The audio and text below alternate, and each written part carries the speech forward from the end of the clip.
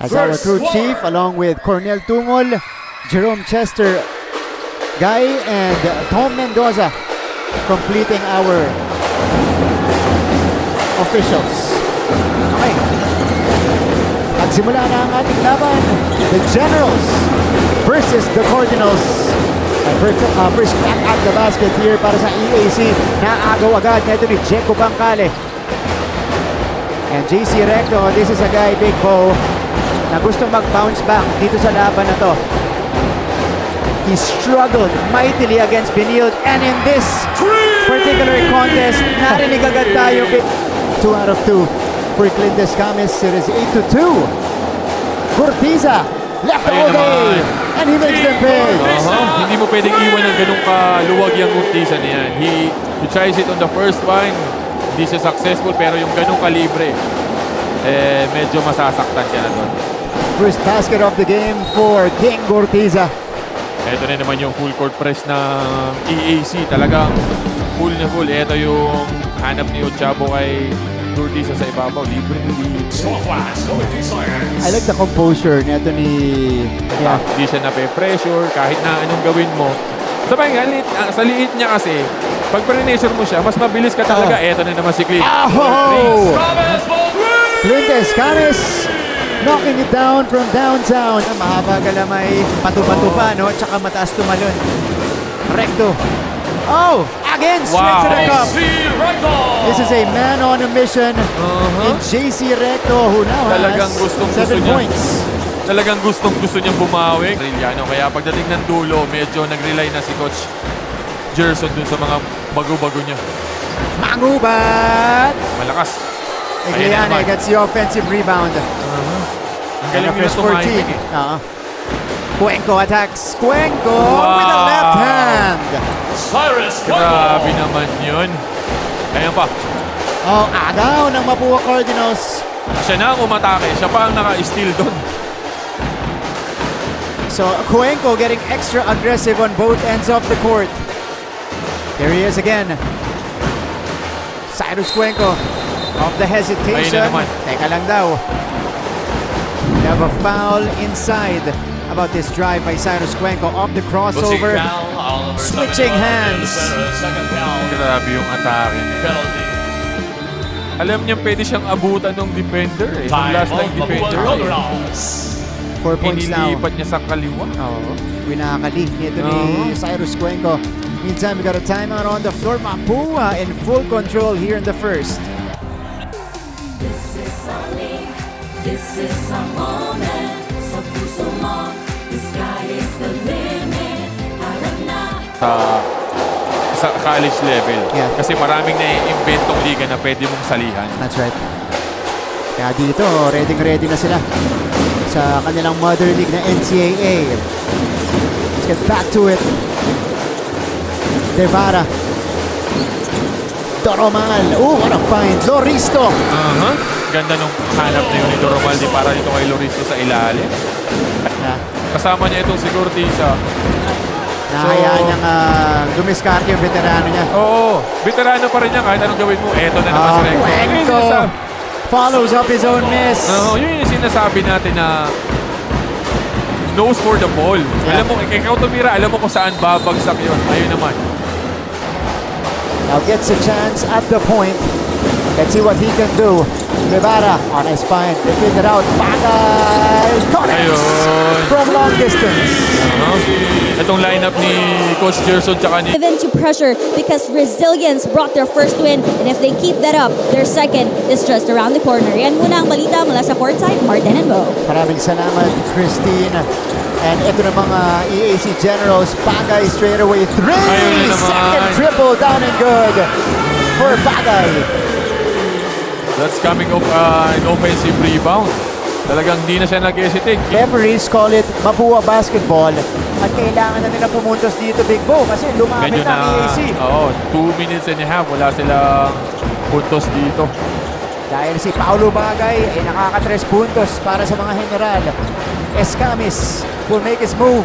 Escamis, difficult shot. Ayun naman. It doesn't matter. He hits the fade. Walang difficult sa akin. Sabi ni Clint Discames. Every time na babanggitin natin, Oo nga. talagang pinahihiya tayo ng mga bata. Kakasabi lang natin hindi nakaka-score. Teka kuya, eto na Okay i-score naman. para sa'yo. Oftana now. Turnaround jumper. Ayun. Battles in for Wilmar Oftana. Hindi na nagtagal yung i-score ng Mapua. Talagang tinapos agad nitong ni Oftana. Umiinit na yung laban natin. Both teams getting into a rhythm here. John Habonete. They go to the left flank. Inside Cuenco. 7 to shoot. Cuenco. Nahanap si Habonete. Pero may bantay. Habonete puts it up. That's Wala. too strong.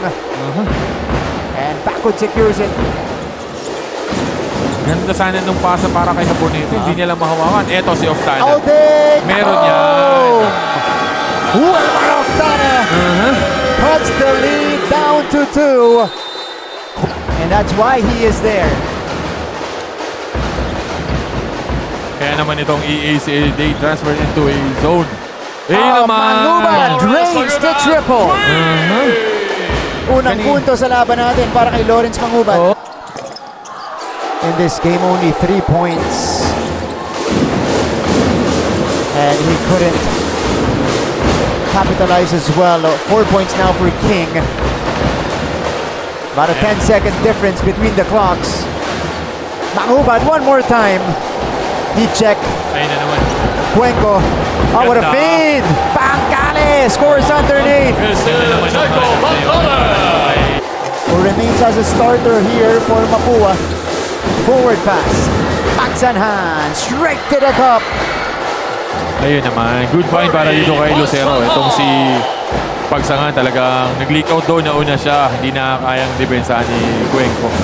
At mukhang takbuhan ang gusto nitong EAC. Oo, nandiyan na naman si Lucero eh. Yeah. Tignan natin. Parehong team to looking to up the tempo. 4 to shoot for the Cardinals. Escamis from mid-range. No. And Oftana secures. Ayun na naman si Lucero. Look at this. Finding Pagsangan. Ooh! Masyadong malakas lang. Masyadong advanced actually yung pasa ni Lucero. Yeah. Good intention pero ito yung unang pass hanap ni Lucero kay Pagsangan.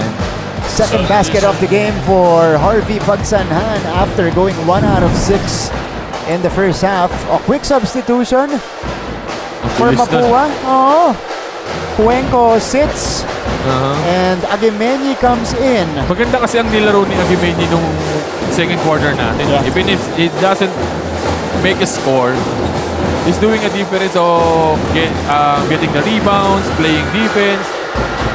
Harvey Pagsanhan again on the break. He is off to a fantastic start here. And for EAC, ito yung binanggit ni Coach Gerson from the previous game. Gusto niya yung mga puntos nila nagsisimula sa defensive stop. 2 sequences here in the third. Gumana yan. Pero si John Habonete nails the floater. Maraming salamat. And as you say that, it's another takeaway for EAC. You see them run the other way here. Kinal off the screen. Kinal knocks it down. And they're really stepping on the gas dito sa ano. Pagkakuha nila ng rebound, naratrat na. Kung sino makakuha, Pagsangan, Lucero, whoever gets the ball, talagang tinatakbo na nila. That is the major adjustment. Sabi nga sa report ni Christine para dito sa EAC, step back jumper for Clint. Contested. But this is another pickpocket by EAC.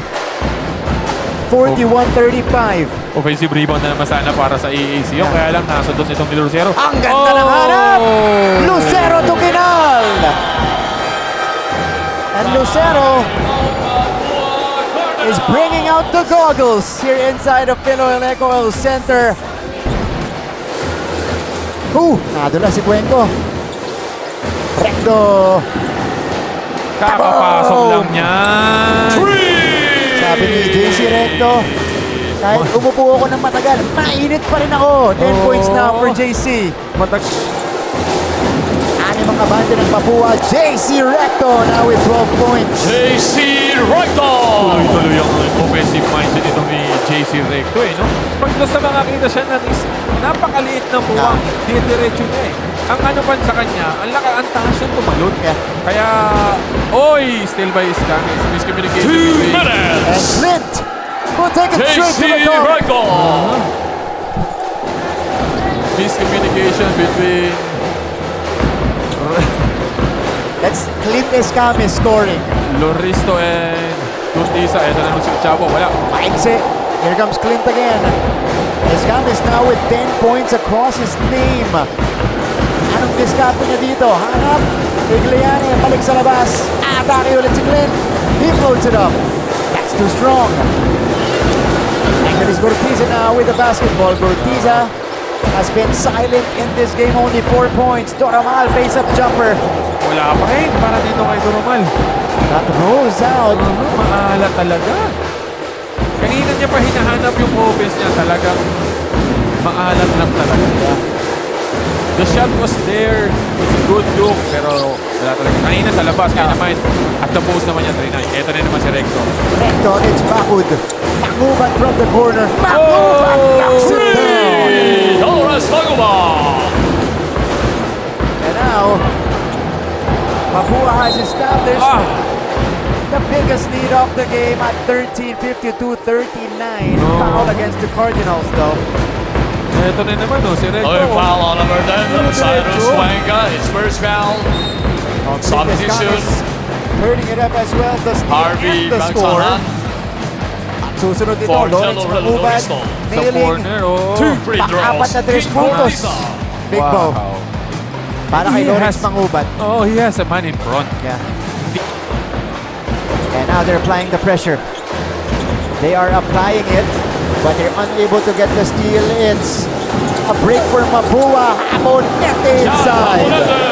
Kita mo naman yung presence of mind nito ni Recto. Alam niya meron na siyang tao sa labas. He's fighting Habonete. Ayo, parang ganun din kay Uchabo. Mirror play para sa EAC or Chabo to Bakod. They were just having, eto, libre-libre. Habonete libre! Nobody getting John Habonete on the other end. Dahil nga, yan, nawala si... force ano? May isa pa, tira dito, Gortiza. Kabon! King Gortiza from half court.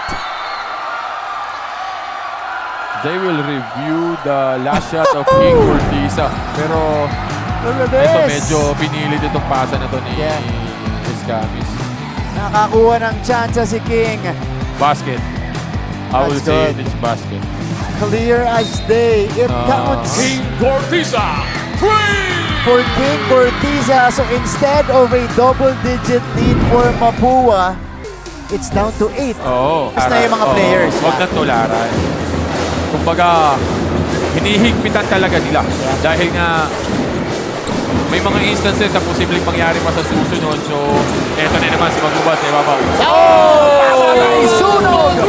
Para kay Lawrence Maguban. He now has 15 in the game all from 3-point range. So Mapua with a chance to extend the lead. Escamis nandun against na King. Oh, my. Talagang...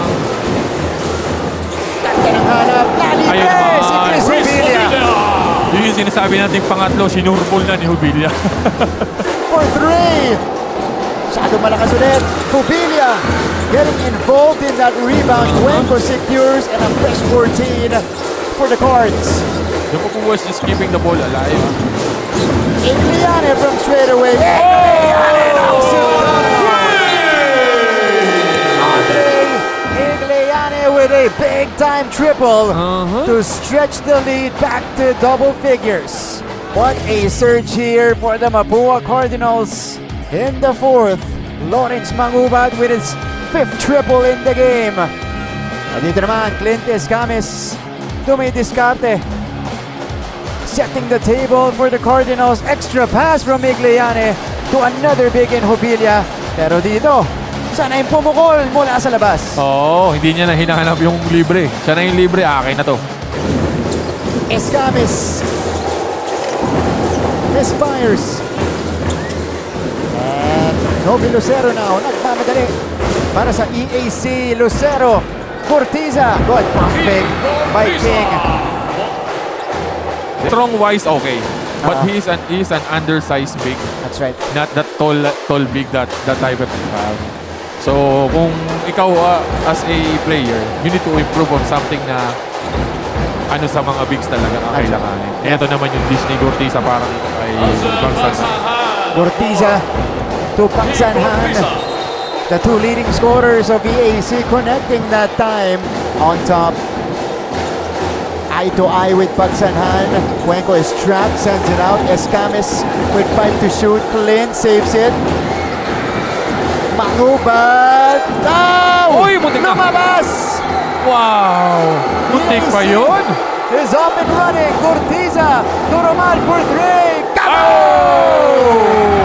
Axel Doromal! Doromal with his first basket of the game. And what a time for it to come. Badly needed basket para dito kay Axel Doromal. Kanina pa siya nag-struggle dito. And eto naman. Parang dagger yung pinukol ni Doromal. Eto, Uy! Hubilla. Nakawala si Chris Hubilla. Ochavo came for the help. Yun naman yung advantage nito ni Hubilla. Ito yung find ni Cortiza. Si Doromal sa corner siya. The second call of the EAC.